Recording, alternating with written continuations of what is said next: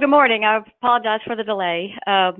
We are lucky enough this morning to be hosted by Paula Capece and Jamila Blake, who are going to talk with us about enhancing diversity and natural resource management. And so I will, without further delay, turn it over to you, Paula.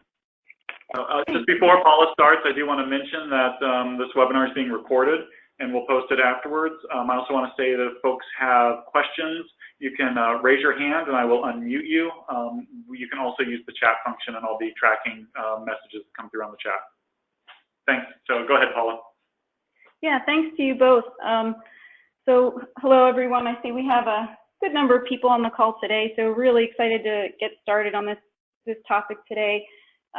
We'll be talking about enhancing diversity in science and natural resources. And before we get started and really dig in, just want to kind of give you a sense of who we are, who is it that's talking right now. And so some of you know me. I've been in the Southeast region for almost 8 years now, between parks and the I&M program.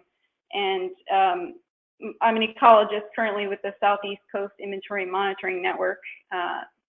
Diversity and inclusion is something that has been important to me for quite a long time. And especially as I think towards the future of our discipline and our agency, it's something that is really, really important to me. And so that's why I'm involved. And I've luckily been able to bring Jamila Blake into the discussion, and I'll let her introduce herself. But the really important thing that she can offer us today is a really good outside look and view from another organization that is tackling the issue of diversity and inclusion in a very comprehensive way, as well as working through other agencies in the government and private sector, nonprofit sector as well. So I'll let her introduce herself. Hi, everyone. My name is Jamila Blake. I am the Professional Development Manager with the Wildlife Society. I'd really like to thank Paula for inviting me to speak with all of you today. I'm very excited to be able to talk about this topic. Diversity and inclusion within the natural resources field has always been very important to me, and I've been fortunate enough to have this position with the Wildlife Society where I get to work on it every day and really help our society, help to increase diversity and inclusion within our membership and support tools and resources for all levels of the profession. So whether that's recruiting students and providing opportunities for them, or creating inclusive environments for early and established professionals within our profession is really something I enjoy getting to do and work with in our society, as well as collaborate with other organizations to really kind of move the needle on diversity and inclusion within our profession. So excited to get to speak about that with you today and get to hear a couple of your thoughts on this topic as well, and hopefully work with National Park Service to get the ball rolling on a couple different initiatives. So excited to be here. And then Sangeeta Shari couldn't unfortunately be with us today, but many of you know Sangeeta. She oversees the Office of Relevancy, Diversity, and Inclusion for the National Park Service. She is responsible for facilitating and implementing the agency's national diversity and inclusion strategies. And in her role, she also oversees the agency's 8 employee resource groups, which many of you are aware of, and manages the National Dialogue Program, Allies for Inclusion. So we will be talking a bit about something Sangeeta is very actively involved in later in the presentation. And if there are questions that we can't answer about it, we will be taking questions and passing them along to Sangeeta for answering. So just before we get really into it, I want to say that the goal today is not really to present a litany of information on this topic. Instead, we really want to begin the conversation at the 30,000-foot view. Personally, I will consider this webinar successful if it can spark an ongoing discussion. We really want to generate ideas from you all, and as we get into the conversation today, we ask you to think about your own direct experiences and to think about what kind of institutional support would be really needed to affect diversity on a broader scale within our discipline. So Brian has already sort of oriented us a bit, but I really want to try to make this less of a presentation and more of an opportunity for exploration and feedback to the extent that we can on a platform like GoToWebinar. So we will be posing a few questions throughout the webinar to you all at a few points. And you can use the raise hand feature as well as the question box, and we'll do what we can with that to make sure we can maximize interaction. So jumping right into that then, we want to start off with a brief discussion. And those of you who joined the webinar today, the 21 or so people, did so for a reason. And what is that reason? Why is this topic important to you all? What does it really mean to you?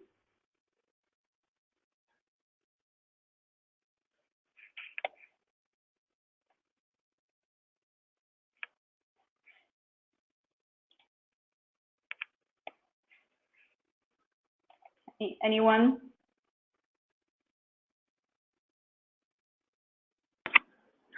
I think we should just give folks a little bit of time to type something in. Okay.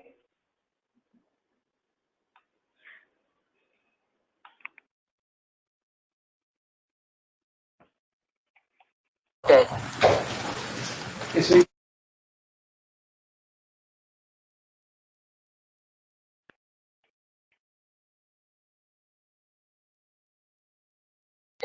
Look it up. We're on a webinar here.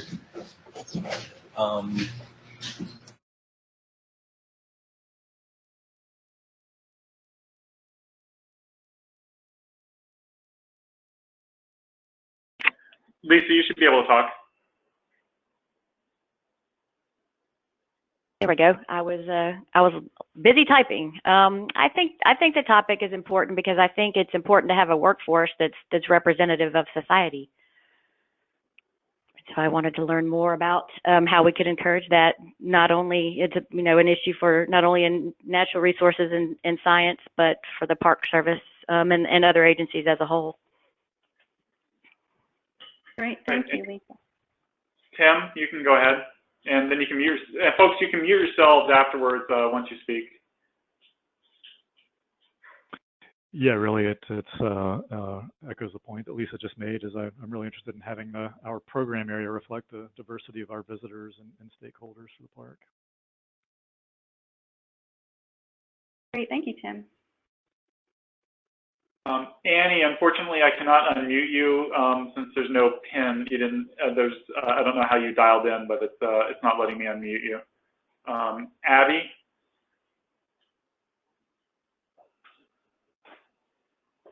You're unmuted. It looks like you're on mic. Oops, just lost you. All right. Kira, I can try and unmute you. There's a lot of background noise when I muted you last time. Actually, it looks like you muted yourself. Dale?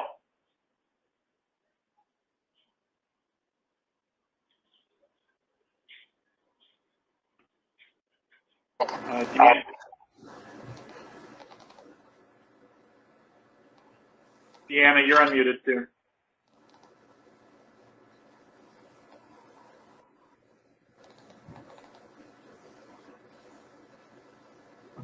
Okay.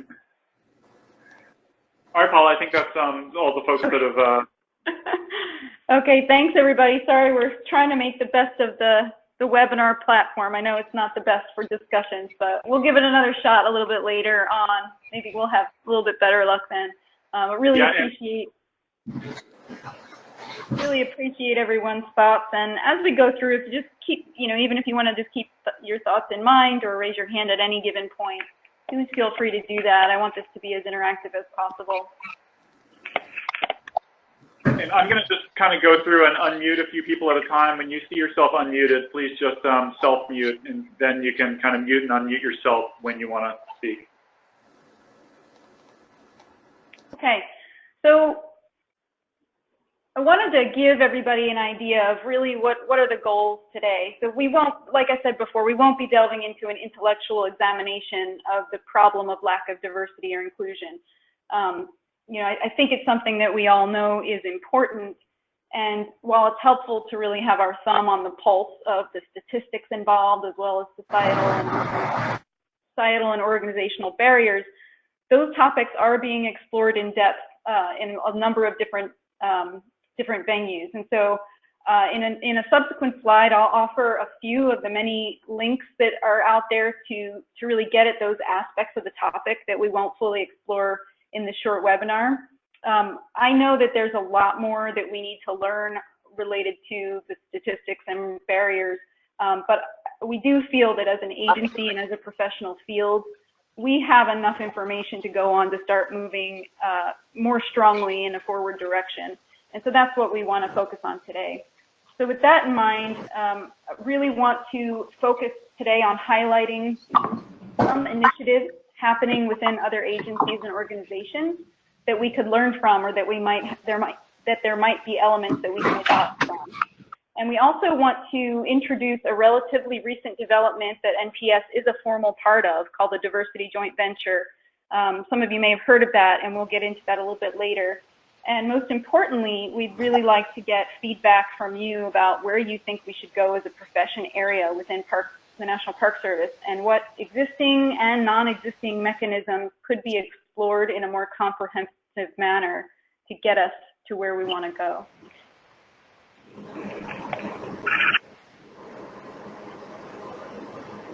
Sounds like we might need some people to mute their lines. So it's helpful to think about where we are as well as where we're going. So this is far from a clearinghouse on existing efforts.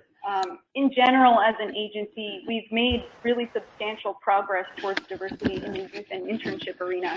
There have been a lot of people who worked really hard at that on the national, regional, and park-specific scales.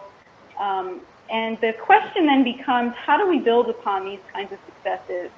How often is there really an intact pipeline from youth internship opportunities to employment?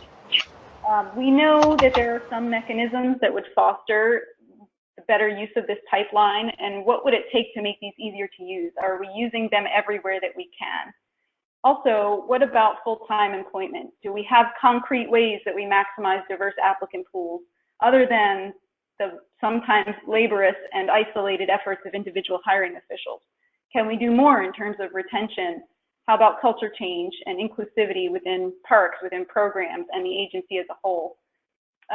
So what we talk about today is not intended to ignore all the many positive things that are already going on in NPS to enhance diversity. Actually, we're in a really good position with having already gained some traction, and we can start now thinking more broadly and more comprehensively about how these existing efforts can be amplified in a strategic fashion and in various ways that will benefit the science and resource management workforce specifically and the agency as a whole. So we want to think about where there are gaps that can be filled and how we might go about thinking broadly and more strategically, and really pull the issue out of the relying wholly on the individual efforts of individual people, and really making it something more comprehensive. So as I mentioned before, there's a great deal of work being done to understand why diversity measures are low in the STEM field. There's also some really good work looking at conservation sciences in particular across racial, gender, ethnic, disability status, country of origin, et cetera, those different measures of diversity. So we're not going to go into detail on all those statistics, but I did want you to have some, ready access to a small sampling of the relevant material, and we can make these links available afterwards as well. So these links do cover a number of different topics. There's, everything from statistics on professional participation, discussion on major barriers. There's information on the business case for diversity and inclusion. There's some great research from social psychology, focused on understanding the social dynamics that lead to the phenomenon of higher productivity and innovation by diverse teams. There's also some good best practices and examples out there for best practices in hiring, recruitment, retention, and culture change of organizations. So I think you'll find some of these materials and other materials helpful, and we'll make these links available so you can explore them at your convenience. You can also find some great relevant information from other organizations that are also more recently focusing on this issue, including National Science Foundation, Society for Conservation Biology, and Ecological Society of America, which is now really putting a high focus on this. So to consider how we might articulate a really bold aspiration, I wanted to sort of just give a few thoughts. So our centennial was just a few years ago. And in 100 years, we've gotten to where we are now in terms of changing the makeup and culture of our workforce. We've really made some significant gains. Some of these gains were slow and incremental, and some were leaps. So I'd like to put it out there that we in the science and natural resource field, we can really be catalysts for a new leap in the National Park Service.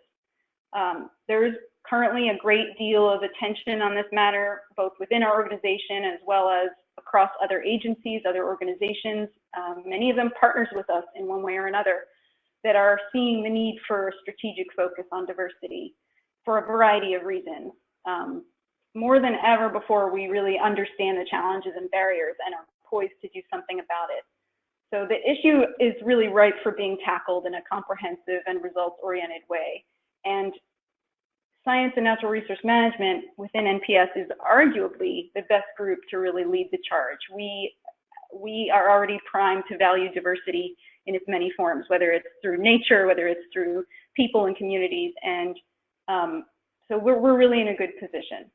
At the risk of regurgitating a well-worn anecdote, in 1961, when President Kennedy declared that the U.S. would put a man on the moon and return him safely to Earth within the decade, he was declaring a bold aspiration. It was something that seemed nearly impossible, but it was one that inspired and united the population around a common goal.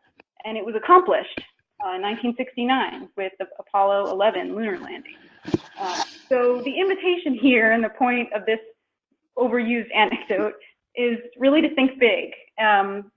As a group within NPS, I think we can declare a bold aspiration, and we can really see ourselves as the group to lead the charge.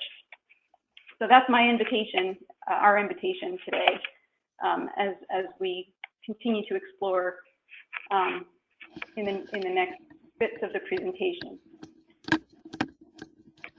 So one of the things that's helpful when really tackling something big is to look beyond oneself and really see what else is going on out there, to get ideas, to use learning.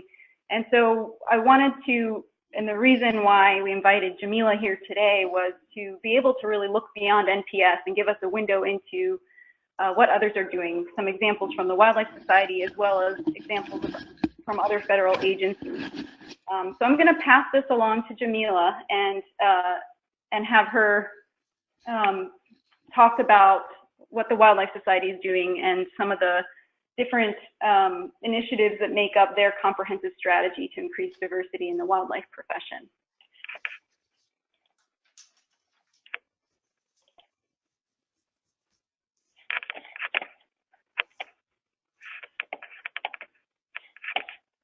Great. Thanks so much, Paula. So as the Wildlife Society, we are a professional society for wildlife biologists, and we really strive to hold true to our mission in everything we do. And part of that is to stay with our commitment to all of our members to really empower, inspire, and enable them to do their jobs to the best of their ability and contribute all that they can to the success of the wildlife profession. And so part of that commitment is identifying barriers and working to remove them, whether that is related to diversity recruitment, making sure we have effective mentoring programs in place, retaining our diverse workforce and supporting them throughout their careers, and being able to communicate with a diverse array of stakeholders as well. So a large part of my job is to maintain the diversity initiatives we have within the Wildlife Society, but also collaborate with other organizations to really keep the ball rolling and make sure that as a profession as a whole, we're doing all that we can to support and encourage diversity throughout the natural resources profession. So one of the programs that I work on is our Native American Research Assistantship Program that is part of a partnership we have with U.S. Forest Service. So we have students that apply each year, and they are matched with projects that have been submitted by U.S. Forest Service scientists.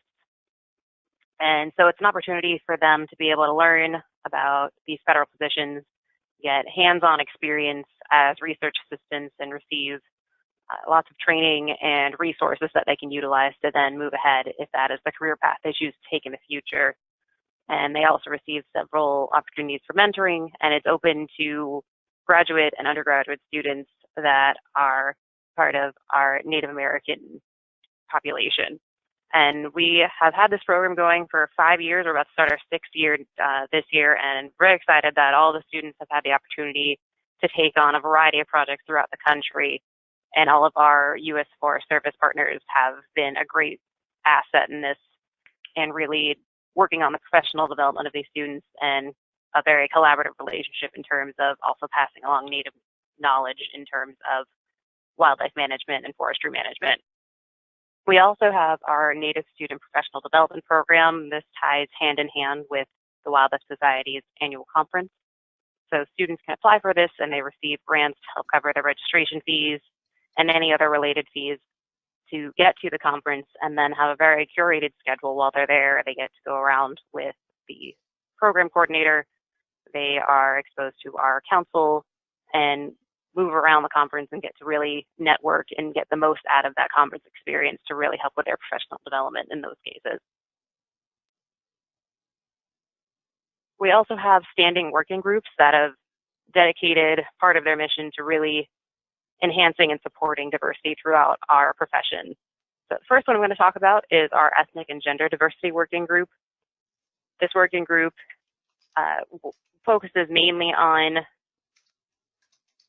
what it says in its title, ethnic and gender diversity, but also socioeconomic backgrounds, making sure that anyone that is either historically been underrepresented within our profession is really working together to recruit and retain underrepresented members of the science population and making sure that they're supported within the profession, have a place to discuss any number of issues, but also push forward initiatives to make this more of an issue at the forefront moving forward.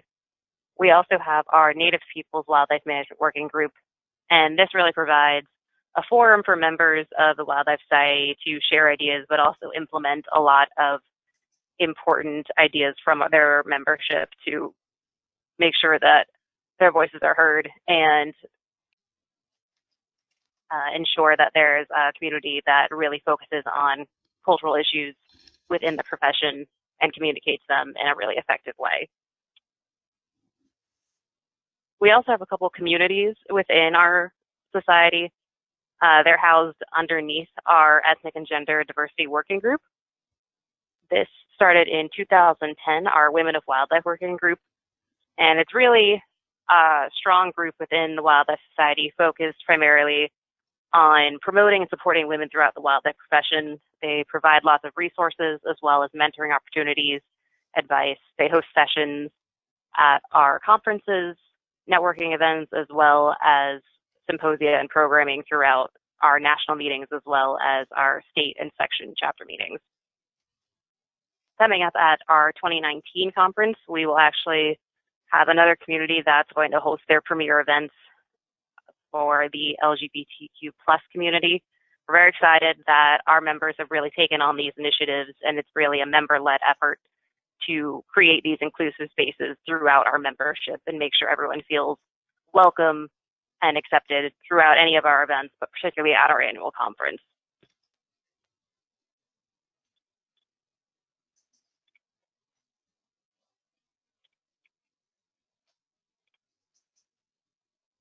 And so our council as well as our staff have really tried to integrate diversity and inclusion into what we do every day.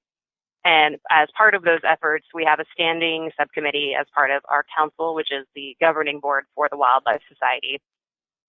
Members of this subcommittee work with staff, so primarily myself and a couple other staff members, to make sure that we are doing the most that we can to increase our retention and recruitment efforts and ensure that all of those things are tied into either our strategic plans or our code of ethics, anything that can really be emphasized throughout our communications and the way we operate as a society. This committee really takes on those efforts to identify any gaps in the way we're currently operating and moving forward to address those to make sure we're supporting all of our members in the best way possible.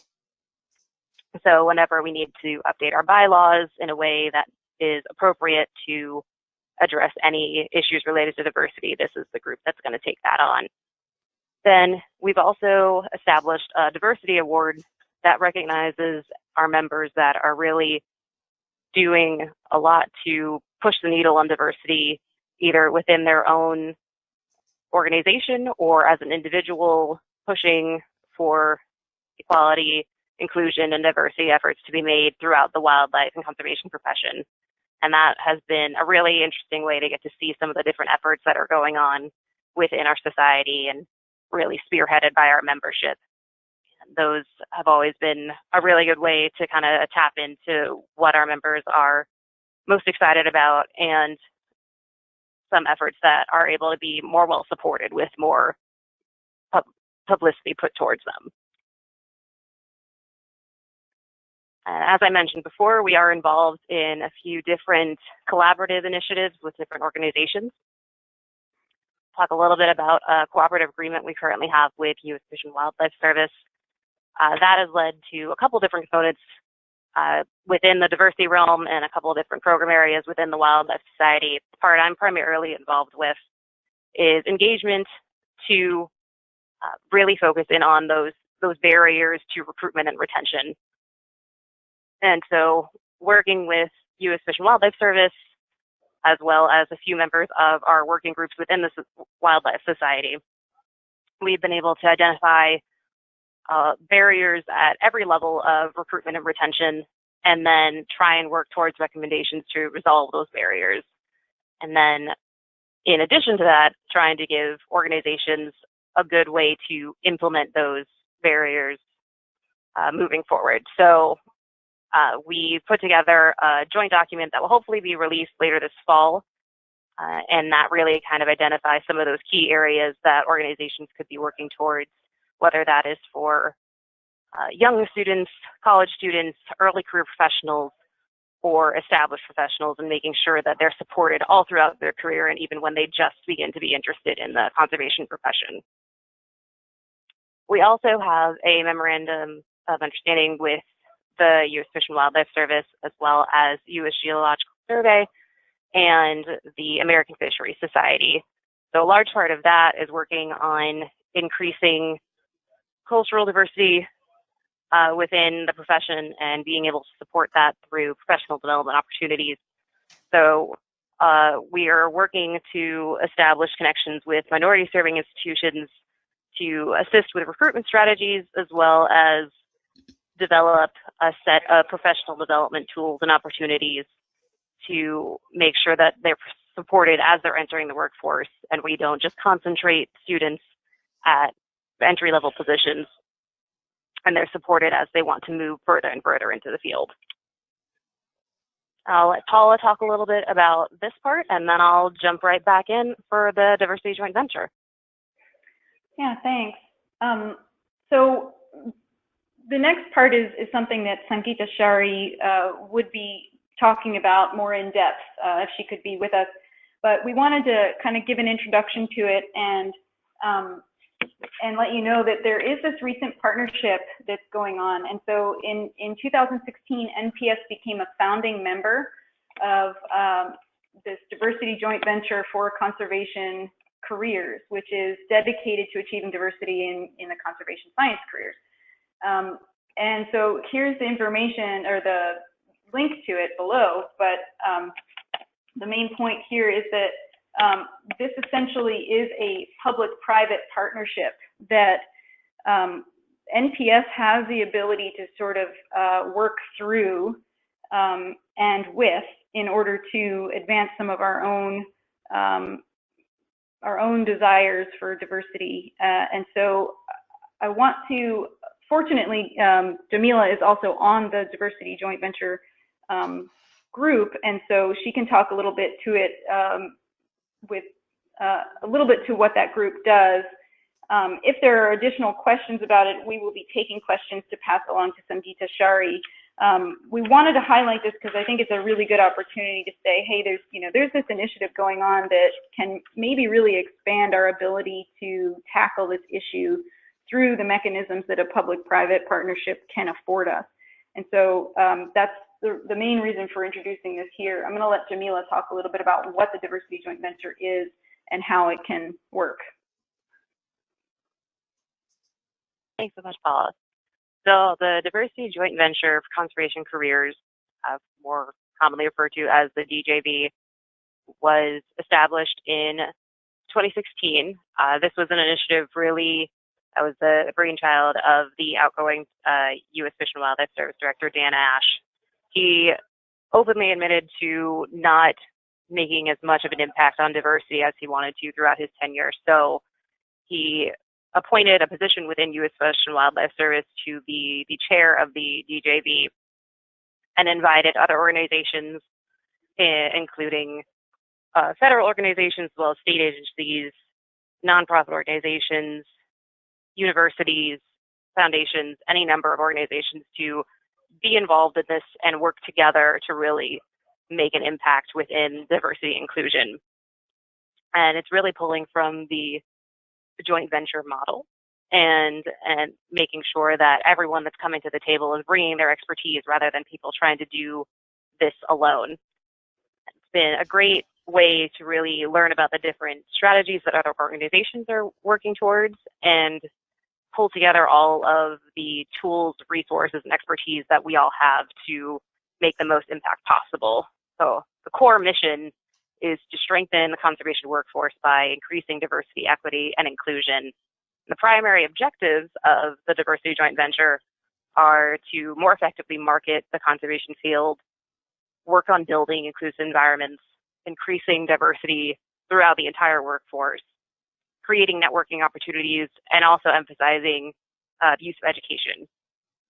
So we have a website put up for the Diversity Joint Venture that has a job board as well as lots of resources for hiring officials or managers or anyone interested in pursuing a career within the wildlife profession that will really kind of connect you with those different resources that you need or show you all of the different programs that are available for diverse populations to get internships, assistantships, scholarships throughout the U.S. to really take advantage of those to the best of your ability.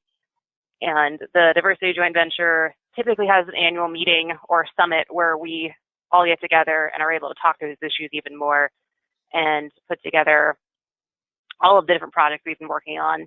Sangeeta and I specifically have been working together to create a video series that touches on different aspects of entering the wildlife field, what employers can do to make those inclusive and welcoming work environments, and really talks about the key aspects of the Diversity Joint Venture and why all these different organizations are so excited to be a part of it. So I'm sure Sangeeta can tell you a ton about the Diversity Joint Venture if you would like to hear more. She's one of the chairs of our board and has been a really key person in making sure that we keep the momentum going with all of these different organizations involved and really trying to make a big impact in terms of diversity within the conservation field. And with that, I will turn things back over to Paula. And thank you guys so much for listening to all of the things that the Wildlife Society is working on. I would be open to any questions you might have. Great. So thanks, Jamila. I appreciate that. Let's see here. I got the screen back. Yep. Sorry about that. Okay.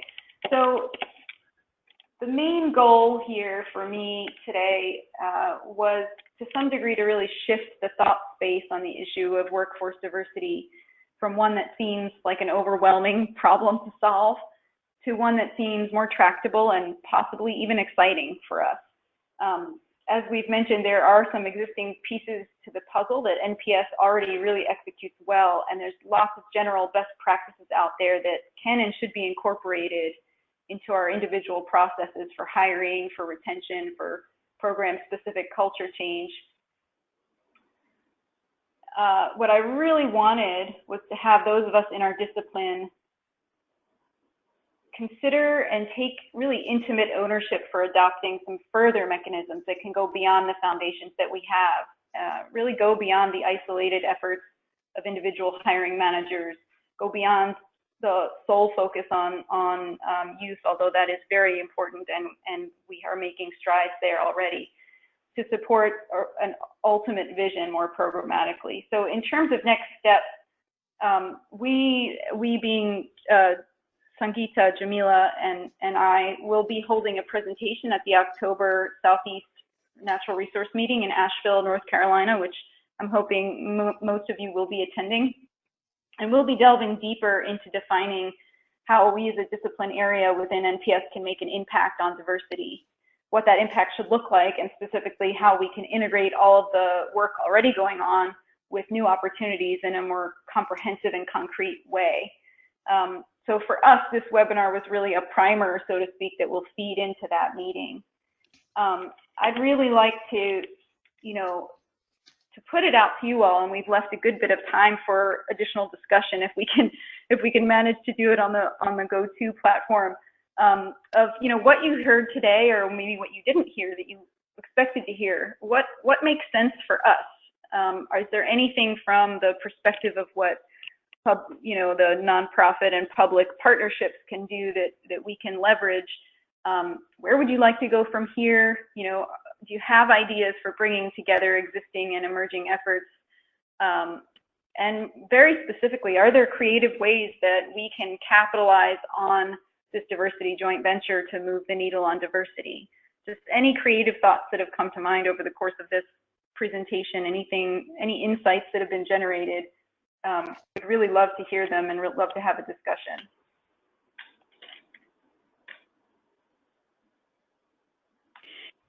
So Paula, this is Lisa again. Go ahead, Lisa. So I think, I was most interested in learning about the joint venture. I think it's got great promise. I'll be honest in saying that I didn't know much about it. And I think this is a good primer for your talk in Asheville. I guess I'd like to know more about what people, sort of the incremental actions that people may be already doing that are working that we haven't communicated amongst ourselves about. So I think there's probably some things that are going on at the lower levels, and that maybe other parks don't know about. So I think having this discussion at the forum in Asheville is going to be really helpful and really informative. But I guess personally, next actions, what can we physically implement, even if it's a small thing that would help move the needle, as you mentioned, I guess is where my mind is kind of brainstorming towards. Great. So I've actually unmuted just about everyone's background noise, so I might have to mute a few people again. But if I was able to unmute you, you're unmuted, and you can contribute. And it looks like we have one comment from Charles saying, what are the most common barriers and retention issues in cultivating greater diversity in natural resource management? How can we individually or collectively help overcome those?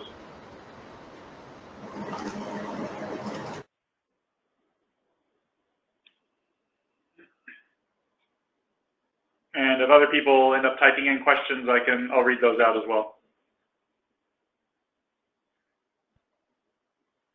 So just for clarity, that's a comment on what you would like to hear more about, or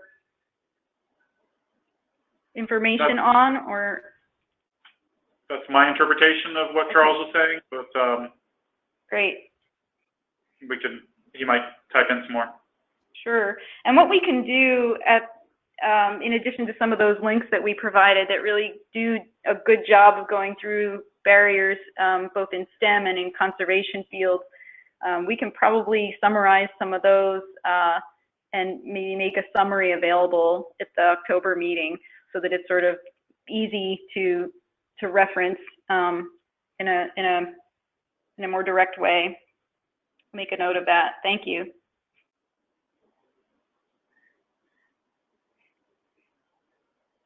And we'll make sure we make the list of links available that have a lot of that good background information after the webinar. Just got a question from Kira. What type of internship programs has the MPS created geared toward diversity in young people?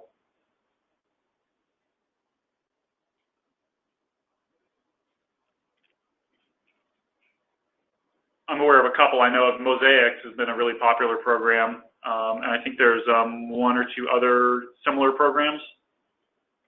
Yeah, there is so Mosaics is a big one we use in the sciences. There are a number from the youth partnerships arena. I think there's the Latin American students program.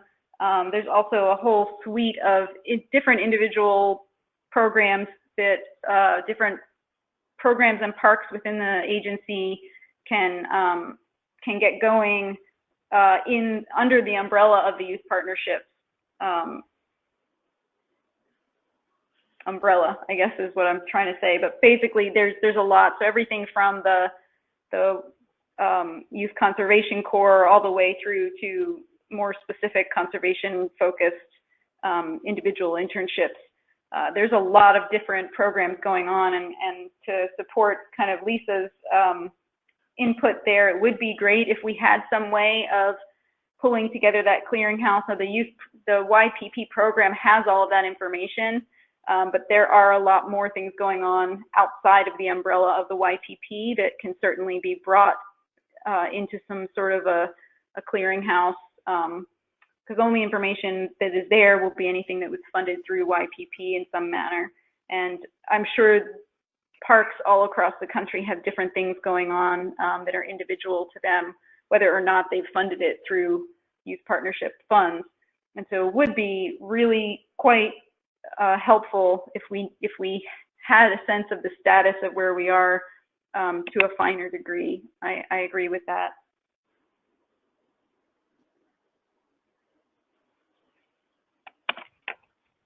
This is Tim. I'll mention at Mammoth Cave, one of the ways that we hope to increase diversity is through the diversity of volunteers, and we've actually applied for a community volunteer ambassador, a 12-month internship, and this is managed through the regional, or the application process anyway, managed through the regional youth programs coordinator. And one of our objectives for that community volunteer ambassador is to really reach out to sort of the underserved parts of our neighboring communities to try to tap into a volunteer base, because I feel like that's going to be key for us is volunteers and youth interns who are still trying to make career choices and degree program choices. And I think if we can get them excited about the resource protection programs here at the park, that's going to be a good pipeline, I think, for the future for folks who are interested in resource management as a career.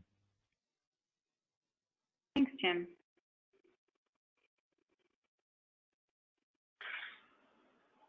From Bill, we need to streamline our hiring processes in order to appeal to more diverse applicants for the jobs we have. Our current process is way too lengthy and cumbersome for everyone.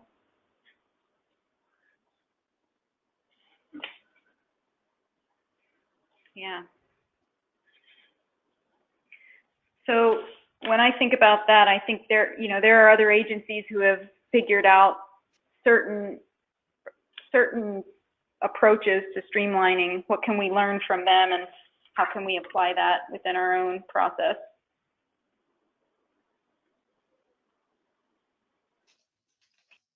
And sometimes when there are streamlined approaches, different HR offices may not even be aware of how to implement those. I'm thinking particularly of some of the direct hire authorities we have, like through the Mosaics internship.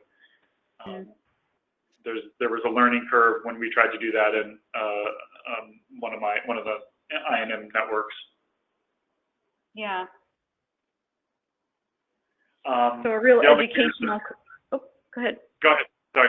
I was just going to say, the note I'm taking there is, what kind of educational component do we need to have internally with our different divisions to make sure that we have the HR support to support the authorities we actually do have. So thanks for that. And related to that, Dale commented that we have a Schedule A hiring authority that many do not know about.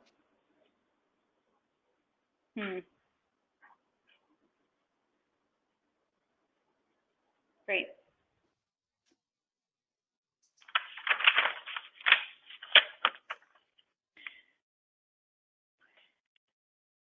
Well, those are all great comments. Brian, do you have any more questions coming through? Not at the moment.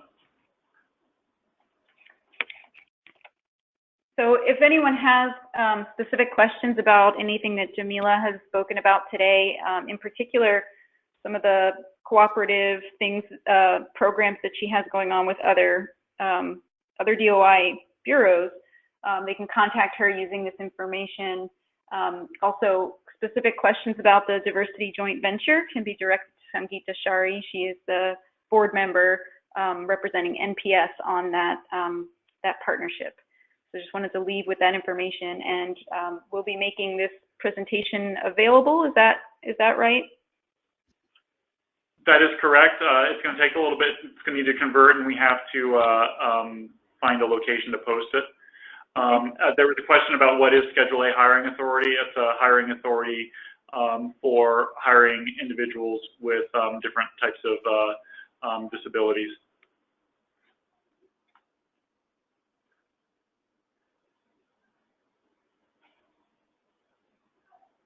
So I just want to thank everybody today for your attention, for thinking through a lot of this, and for bringing forth a lot of what you're already working on, and thinking about how we as an agency or as a discipline within our agency might be more strategic and more comprehensive in how we pull all of that work together towards an impact that is maybe bigger than the sum of our individual efforts.